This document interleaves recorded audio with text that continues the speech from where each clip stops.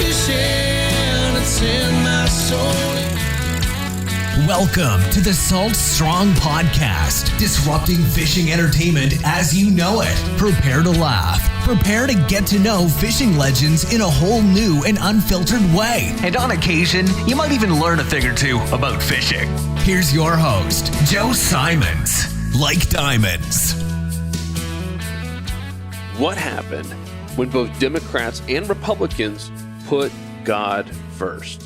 Yes, there was a time not that long ago, ironically, when the entire country, for the most part, was putting God first. Certainly both parties, in terms of the Republicans and Democrats, including a Democratic president, literally put God first. And what happened was probably one of the best things to happen to our country. And yet here we are, not that many years past, not that many decades past, almost like we're falling apart at the seams, that everything that happened, once again, not that long ago, I'm going to share with you the whole story. It's just like I don't understand how it's possibly falling apart. And maybe you're like me and you're a little bit frustrated what's going on in just our society and the way people are acting and how divided we are.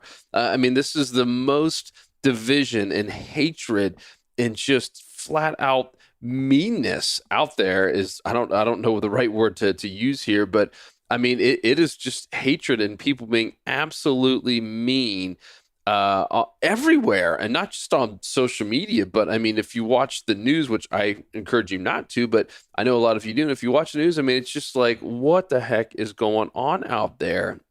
And so I ended up watching a little documentary, and they talked about this organization called Wall Builders. And I ended up kind of going down this rabbit trail, and Wall Builders is a really phenomenal group, and I'm going to put some links in the show notes to them. And I ended up finding these World War II posters.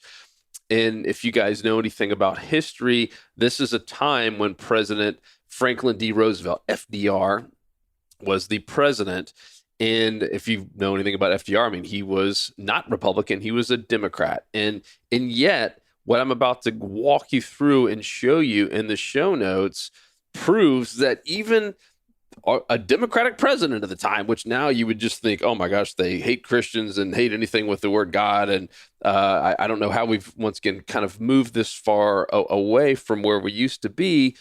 But this was a guy at the time who was a Democratic president and clearly was putting God first. So here's the backstory here. So in World War II, this is before we could just print unlimited money like we're doing today. Just, hey, here's another $1 trillion. We'll give it to people and help them feel entitled. And anyway, that's a whole another podcast. But back then, they couldn't just print unlimited money. You had to raise it. And so they had what was called war bonds, right? And some of you might remember this. And what they would do, they were going to people like you and me. They're going to normal citizens and companies, but they were relying on citizens, proud Americans, people who put their hand over their heart and did not sit there and think that it was disgraceful to talk about national anthems and stuff like that. People who were literally proud Americans, which was the majority, not everyone, but it was the vast majority of the country. And they were united, and they went to put their own hard-earned money to help sponsor and pay for this war, because that's how much they believed in their country. How many people would be willing to do that today? I don't know, and I hope I don't have to find out. So anyhow, they have these things called war bonds. And the way the government back then, this is pre-internet, obviously, they would make posters, and they would put these posters in public places. They would even mail out old school USPS, mail out in the post office little postcards that had these posters on them. And these posters were made to elicit some feelings. They were made to elicit patriotism and getting people on board to the point, yes, I want to help fight this war. I want to protect our country, and I want to actually sponsor this war to make sure that we win and do not lose. I want to protect my rights and my freedom. So here's the wildest part. So I got 4 of these. These are 5 of these war bonds. And the first one's the most hard-hitting in my opinion. It is got a picture of the Bible, And so just imagine it's like on a red background. It very clearly says Holy Bible, and there is a dagger going through the middle of the Bible with a Nazi arm that is shooting, basically cutting through this entire Bible. And it says, "This is the enemy." I mean, wow. This was something that FDR, a Democratic president, put out there nationwide, mind you, right, to elicit feelings of patriotism. And all of these had a very strong religious thing. I mean, can you imagine today if you saw either party, Democratic or Republican, putting out ads? And this was clearly an ad. I mean, they were buying, posters by the millions and putting them out there. And it had a picture of the Holy Bible and a dagger going through it and says, "This is the enemy. This is what we are protecting." And this got people pumped up. Nowadays, I don't know what it would do. It'd probably just get more people in a frenzy.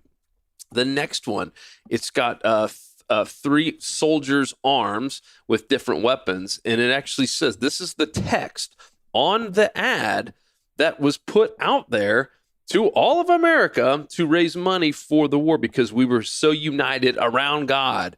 "Strong in the strength of the Lord, we who fight in the people's cause will never stop until that cause is won." Yes, they mentioned the word Lord. "Strong in the strength of the Lord, we who fight in the people's cause will never stop until that cause is won." That was a public war bond.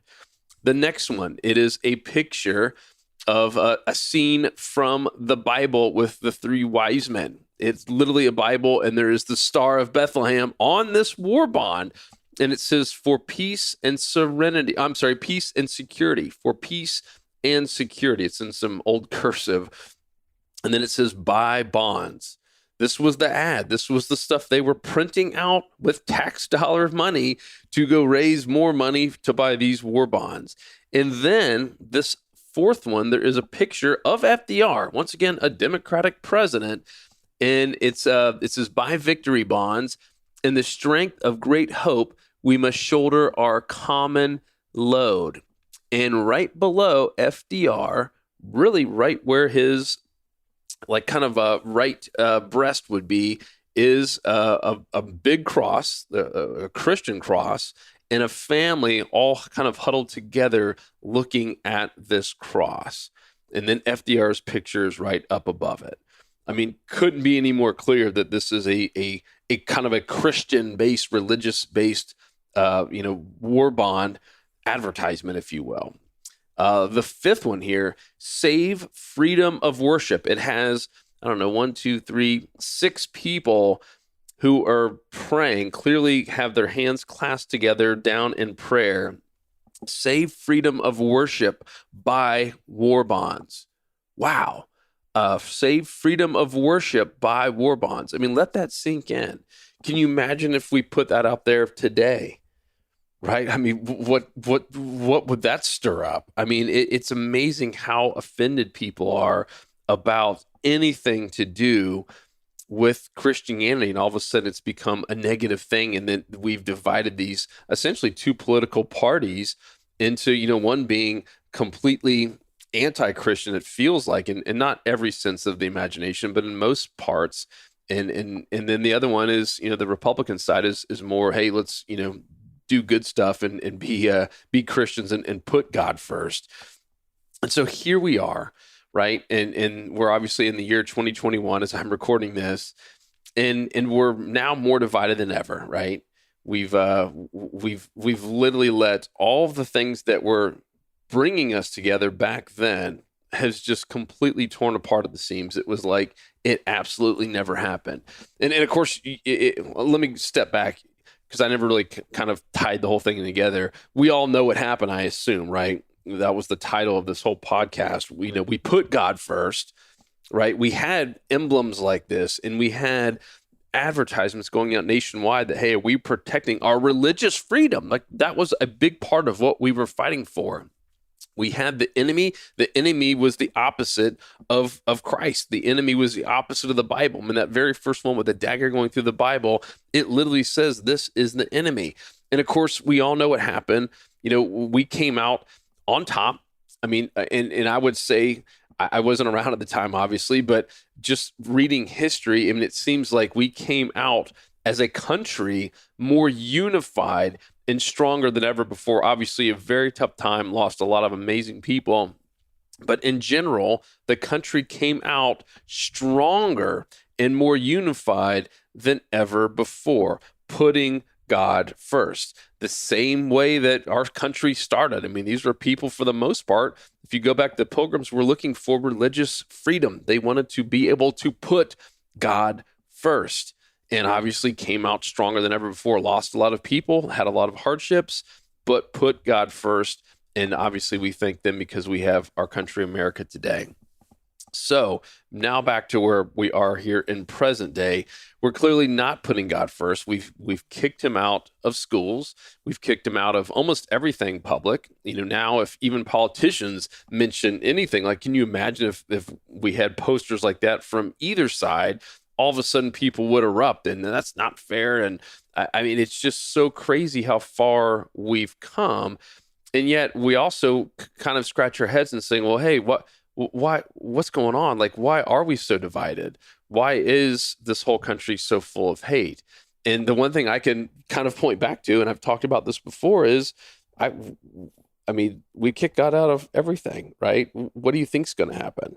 And I've been reading the daily Bible now for a couple years, and I'm going to be completely honest, there were some parts that I would always skip over. In particular, a book called Chronicles. Some of it, in my opinion, was kind of boring, and I would skip over that. And this was one of the first years I've said, you know what, I'm going to read through every single thing.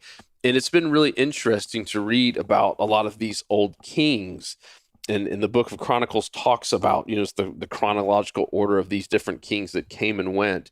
And it's very, very interesting. It was like, all right, this king served for 8 years or 40 years or whatever it was, and he did good in God's eyes, or he did not, and he worshiped all kinds of different idols and burnt incense to whatever god they were into at the time. And it was this very common theme. Either they had leaders, kings at the time, who were putting God first, or who weren't. That was really it was either or. Either they did good in God's eyes or they didn't. And guess what happened? 100% of the time, if they did good in God's eyes, God protected them. That he enabled them to win wars, and essentially created miracles, kind of like how the story of the United States, it came out of literally nowhere and became the powerhouse. The leader in the entire world out of nowhere in less than a couple hundred years. That's crazy, right? And there's been other civilizations, essentially, and countries have been around forever. And yet all the stuff in the Bible, all the stuff that we've seen in the history, it clearly shows that countries and groups that put God first thrive. They are more unified. They're not perfect. And I think that's such a misconception. People just want to come down, oh, yeah, and by the way, he or she is Christian, and look what they did. Christian, no one's ever claimed to be perfect as Christian. That's not even close to what that means to be a Christian. And all of these biblical stories, the person, the king, or even the people at the time were never perfect, but God did protect them. That doesn't mean they didn't have famines, they didn't have some tough years, but in general, God protected them, and he united them, and he let them thrive and survive. And in 100% of the cases where they had a bad leader and basically just bad people at the top, and in that, let's face it, even though we all don't follow our leaders, they still have a massive, massive impact on how we act as a society and how society, believes.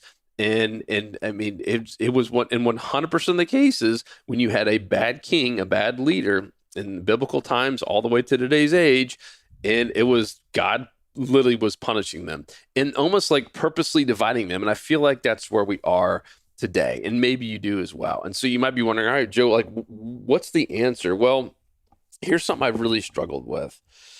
I have been very quick to kind of judge and condemn. And that's one thing that I love about reading the Bible every morning is it's quick to remind us it is not our job to judge and condemn others. It is our job to focus on ourselves, to focus on our family and the people that we have either immediate responsibility for or control of, if it was like a young kid. And that's our job. It's not to sit there and judge others because of their beliefs.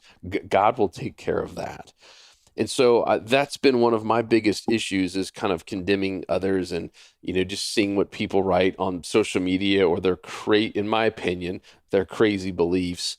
And especially when it comes about, just wanting nothing to do with God or Christianity in our society. And now I'm just praying for those people. And so that's kind of step number one. Number two, I mean, the more I think about this and pray on it, I do believe, just like in every one of these stories that I've been reading here, really the past 30 days in the Bible, I mean, going back to all these different time frames in history that the Bible focuses on, and in almost every one, kind of circling back to war, there has been some type of war. And it doesn't excite me to say that, but I think that's what's going to happen. I don't know if it's a civil war. I don't know if it's going to take us finally unifying together like what happened in World War II against other country or countries. I don't know, but I almost feel like that's going to ultimately be the thing that either makes or breaks us.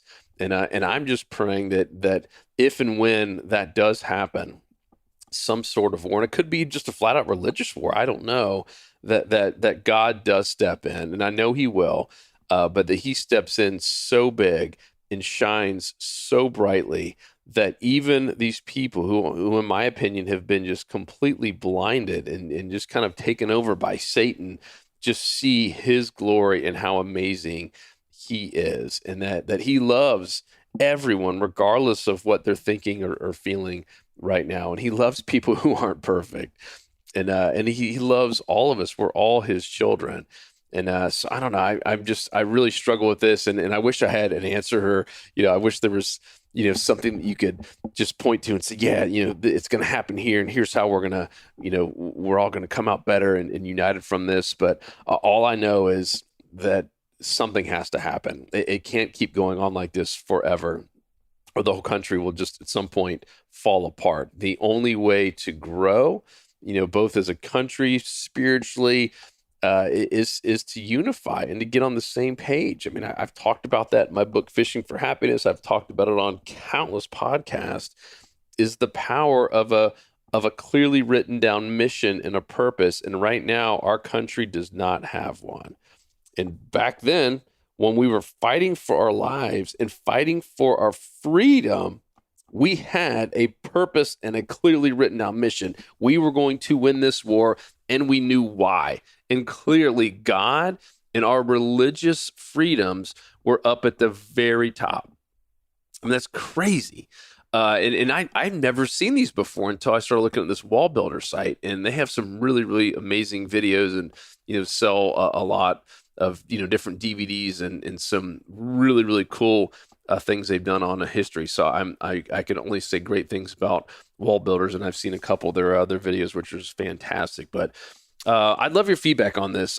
This will be one that I'm going to continue to talk about and discuss. And it's really interesting to see things like this that talk about the Bible and the birth of Christ. It's one thing to say, in God we trust. It's another to have this is, once again, during the reign or the leadership of a Democratic president. He actually has and clearly signed off on, and they were spending money on a poster that talks about and shows the birth of Christ. Wow, how far we have come from that time. So guys, gals, I hope this was somewhat helpful, and at least just kind of gets us thinking about, what made this country amazing. What has changed, and where do we need to go? What do we all need to be doing as Christians? I don't think it's ever going to help if we just sit there and bash people. And that's what bothers me probably the most, is seeing people that I actually like and I know are Christians, and I know they mean well, and they sit there and just bash other people and tell them how flat out wrong they are. just don't think that's what we're called to do right now. I don't think we're called to ignore it either, but I don't think it helps to sit there and bash people on social media. It just gets them fired up, and it honestly just gets them even more stubborn in their ways. And Satan loves that. Satan loves when we are not unified. Satan absolutely thrives on this social media going back and forth, and you're wrong, and you're an idiot, and you're a bleep, bleep, bleep. I mean, Satan absolutely is smiling, and that is just the absolute worst thing we can do. So I would pray, and I would pray that God gives us guidance and gives us a clear path to how we bring back God in our lives across this country. That doesn't mean that every single person is going to be saved. That would be awesome. But I mean, just even go back to a time like this when we were unified as a country and that we all put God first, and we had a common mission and a purpose, and we put the Bible first and like literally right up front in all of our lives, and weren't afraid to talk about it, and weren't afraid to publicize about it, and weren't afraid to have it be discussed and even cherished in our school systems. So hope you guys thought that was helpful. I love your feedback. You got my personal email, joe@saltstrong.com. And as I always do, I will put this, meaning this podcast, and all the show notes at www.saltstrong.com/unchurched. So saltstrong.com/unchurched. Put some of these links to these images and to my friends over there at Wall Builders. Talk to you guys in the next episode. In God we trust. 'Cause fishing, it's in my soul.